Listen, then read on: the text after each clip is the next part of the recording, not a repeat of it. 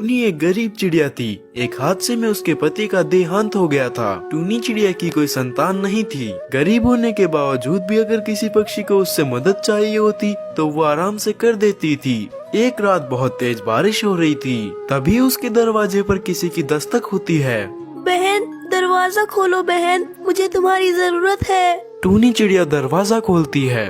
अरे बहन, आप कौन हो और मेरे दरवाजे के पास क्या कर रहे हो? बहन, ये तीनों मेरी बेटियां हैं और मुझे बहुत चोट आई है। मुझे तुम्हारी जरूरत है। बहन, कृपया करके आज रात के लिए मुझे तुम्हारे घर में शरण दे दो। फिर टूनी चिड़िया उन सभी को अपने घर के अंदर लेकर आती है। अरे बहन, तुम्हें तो बहुत चोटें लगी है। तुम यहीं पर आराम करो, मैं तुम्हारे लिए एक लेप लेकर आती हूँ। इतना बोलकर टूनी चिड़िया अपने घर की रसोई में जाती है और वहाँ पर लेप तैयार करती है। कुछ समय बाद वो घायल चिड़िया के पास आती है और उसे लेप लगाती है। बहन, तुम्हें इतनी चोट कैसे लगी है और तुम कहाँ से आई हो? बहन, मैं एक जादूगर की पत्नी हूँ। मेरी शादी उस जादूगर से हुई थी, लेकिन मैं एक साधारण पक्षी हूँ। मेरा पति मुझसे बेटा चाहता था, लेकिन मैंने ये तीन बेटियां दे दी। इसकी वजह से वो हमें मारना चाहता था। हम तो किसी तरह अपनी जान बचाकर भागे हैं। हे भगवान, ऐसा कौन सा बाप है जो अपनी ही बेटियों को मारना चाहता है? देखो तो आपकी भी हालत उसने कितनी खराब कर दी है। वह तो बहुत क्रूर है। आप बहुत ही दयालु पक्षी हैं। आप मेरी बात ध्यान से सुनिए। अब मुझे नहीं लगता कि मैं और बच भी पाऊंगी। आप मेरी इन तीनों बेटियों को पालना। अरे अरे अरे, आप कैसी बातें कर रहे हो? आप जल्दी ही स्वस्थ हो जाओगे। आप मेरी बात ध्यान से सुनिए। ये तीनों बच्चियां जादुई हैं। इनमें अलग अलग प्रकार की कला है। बच्चों, अब से ये तुम्हारी माँ है। अपना ख्याल रखना बच्चों, और इन्हें माँ कहकर पुकारना। ये कहते कहते उस पक्षी की मौत हो जाती है। तीनों बच्चे अपनी माँ से लिपटकर रोने लगते हैं। टूनी चिड़िया ही अब उन तीनों का सहारा थी। टूनी चिड़िया को भी अब बेटियां मिल गई थी। अगले दिन जब टूनी के पड़ोसी उसके घर में 3 बेटियां देखते हैं तो वो उससे पूछते हैं कि टूनी चिड़िया के घर में ये तीनों बच्चियां कहाँ से आई? अरे टूनी बहन, ये तीनों बच्चियां किसकी है? ये बच्चियां मेरी बहन सोनी की है, लेकिन अब वो इस दुनिया में नहीं रही। अब इन तीनों को मैं ही पालूंगी। पर टूनी, तू अपना गुजारा तो ढंग से कर नहीं पाती। इन बच्चियों को क्या खिलाएगी? बहन, मुझे पता है कि मैं गरीब हूँ, लेकिन मैं इन तीनों बेटियों को अच्छे से पाल लूंगी। मैं इनके लिए कड़ी मेहनत करूंगी। इतना बोलकर टूनी चिड़िया वहाँ से चली जाती है और घर जाकर उन छोटी छोटी बच्चियों से कहती है, सुनो बच्चों, मैं काम करने जा रही हूँ। तुम अपनी छोटी बहनों का ख्याल रखना। लेकिन माँ, आप काम करने क्यों जा रहे हो? हमें भी तो काम करना आता है। अरे अरे मेरी प्यारी बिटिया, तू कहाँ जाएगी काम करने? मैं जा रही हूँ ना काम करने। शाम तक मैं वापस आ जाऊंगी। तुम लोग घर का ख्याल रखना। इतना बोलकर टूनी चिड़िया अपने काम की तलाश में निकल पड़ती है। उसे पक्षियों के घर में झाड़ू पोछा करने का काम मिल जाता है। वो दूसरों के घरों में ही काम किया करती, जिससे उसे कुछ अनाज मिल जाते, जिससे वो अपनी नन्ही नन्ही बच्चियों का लालन पालन किया करती। एक दिन जब टूनी अपने खेत में जाती है तो उसे वहाँ पर चीचू कौवा मिलता है। अरे टूनी, ये तुम्हारा खेत तो ऐसे ही पड़ा हुआ है, क्यों ना तुम इस खेत को मुझे बेच दो? अरे सेठ जी, आप ये क्या बोल रहे हो? ये मेरे पति की आखिरी निशानी है। मैं आपको ये खेत नहीं बेच सकती। एक बार अच्छे से सोच लो टूनी चिड़िया, तुम्हारे घर में 3 बेटियां हैं। जब वो सब बड़ी हो जाएंगी, तुम्हें उनकी शादी भी तो करनी होगी। मैं तुम्हें इस खेत की अच्छी रकम दूंगा टूनी, एक बार अच्छे से सोच लो। इतना बोलकर चीचू कौवा वहाँ से चला जाता है। तभी टूनी चिड़िया की तीनों जादुई बेटियां वहाँ पर प्रकट होती है और टूनी से कहती है, माँ, वो कौवा अंकल आपसे क्या कह रहे थे? अरे कुछ नहीं बेटा, वो तो बस यूं ही आ जाते हैं। पहले मुझे ये बताओ, तुम लोगों ने खाना खाया?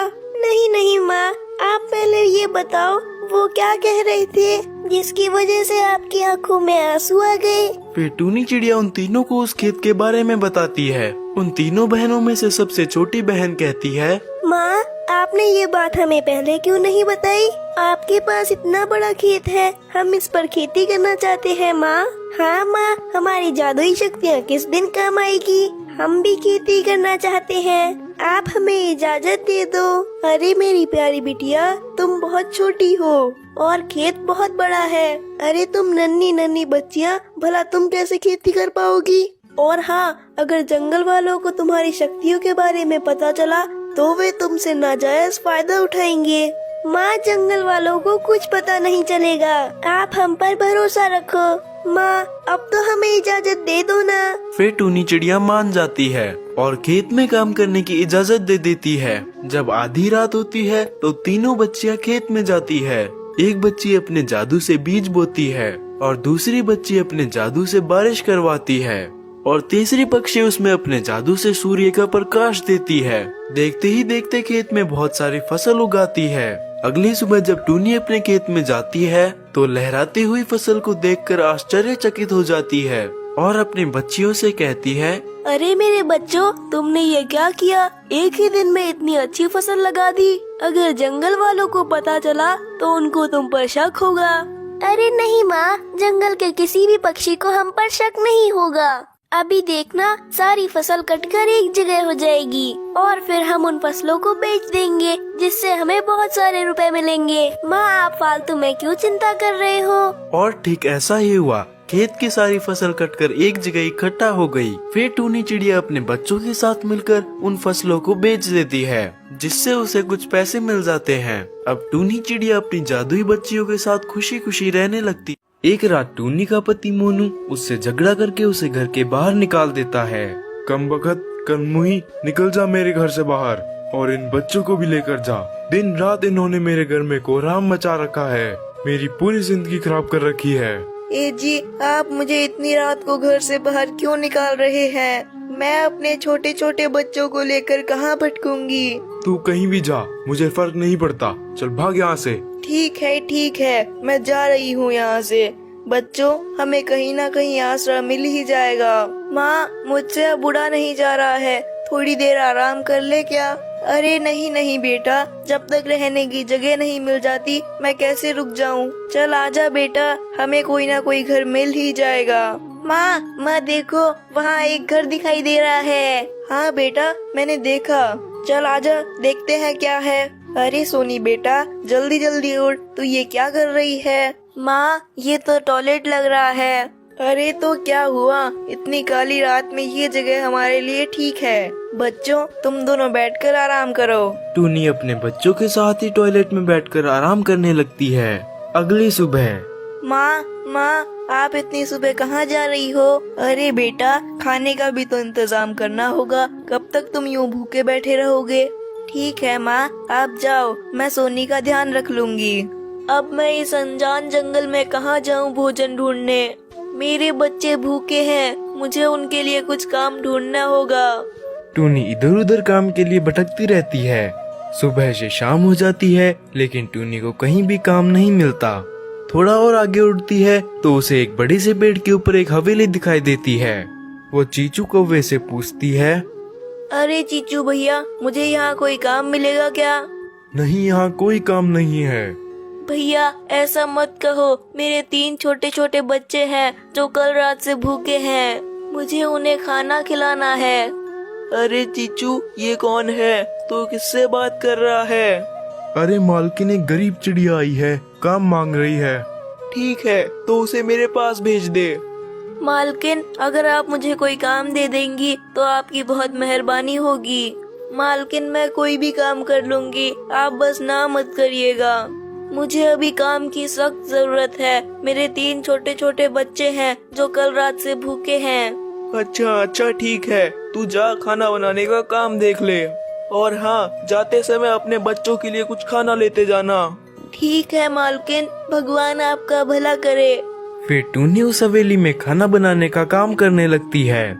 ऐसे ही काफी दिन बीत जाते हैं और एक दिन मालकिन टूनी से पूछती है, अरे टूनी, तू रहती कहाँ पर है? तेरे बच्चे स्कूल में पढ़ते भी है या नहीं? अरे मालकिन, मेरे घर के बारे में मत पूछिए, वो बहुत दूर है।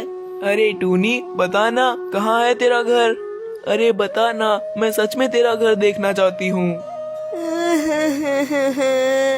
अरे मालकिन, मेरे पति ने मुझे घर से पीटकर बाहर निकाल दिया, लेकिन हम सब एक टॉयलेट में रहते हैं। क्या बोला तूने? टॉयलेट? छी छी छी छी। अरे टॉयलेट भी कोई रहने की जगह है? तू एक काम कर, तू अपने बच्चों को अपने साथ लेती आ, यहीं रह ले तू भी। अरे नहीं मालकिन, आप ऐसी मुसीबत को अपने सर क्यों ले रही हैं? क्या पता मेरा पति कब आ जाए और यहाँ भी झगड़ा करने लगे। मालकिन, तब मैं कहाँ जाऊँगी? अरे टूनी, तू ये क्या बोल रही है? तेरे 3 छोटे छोटे बच्चे हैं, तू ये उन्हें कैसा भविष्य दे रही है टूनी? तो मालकिन, मैं और क्या कर सकती हूँ? मैं गरीब और असहाय हूँ। देख टूनी, गरीब होना पाप नहीं है और तू असहाय नहीं है। मैं हूँ ना, तू कल ही उस टॉयलेट को छोड़ देना और मेरे घर आ जाना अपने बच्चों के साथ। और हाँ, मैं उन बच्चों का एडमिशन बहुत अच्छे स्कूल में करा दूंगी। उनका भविष्य मुझे ही देखना है। मालकिन, आपका बहुत बहुत धन्यवाद। अब मैं अपने बच्चों को लेकर आती हूँ। टूनी फुर्र से उठकर अपने बच्चों के पास जाकर कहती है, बच्चों, ये लो खाना खा लो। अब से हम इस टॉयलेट में नहीं रहेंगे, हम एक बहुत बड़ी हवेली में रहेंगे बेटा। भगवान ने हमारी सुन ली। तुम लोग स्कूल में पढ़ोगे और अच्छे अच्छे कपड़े भी पहनोगे। ये क्या बोल रही हो माँ? अब मैं भी स्कूल में पढ़ने जाऊंगी। सोनी बेटा, तू भी पढ़ने जाएगी। चलो चलो, जल्दी खाना खाओ, बातें मत बनाओ। हे भगवान, तेरा लाख लाख शुक्रिया, तूने मेरी सुन ली। फिर टूनी अपने बच्चों के साथ उस हवेली में चली जाती है। ये ले टूनी, ये स्टाफ रूम की चाबी, अब से तू यहीं रहेगी। टूनी चाबी ले लेती है और अपने बच्चों के साथ वहीं पर रहने लगती है।